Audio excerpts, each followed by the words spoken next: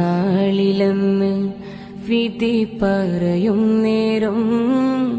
പാപികൾ നമ്മൾ ശഫാഅത്ത് തേടുമ്പോൾ മഹിഷരനാളിലെന്ന്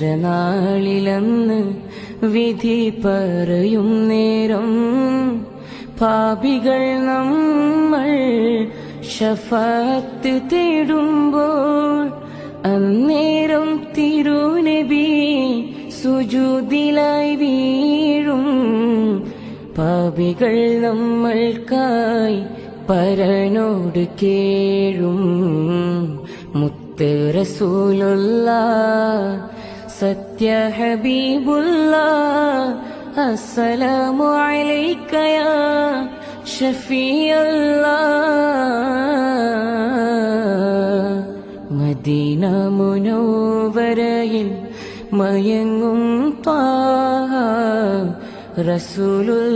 റസൂലുള്ളാഹ് വഫാത്തിൻ സമയത്തും ഉമ്മത്തിനെ ഓർത്ത്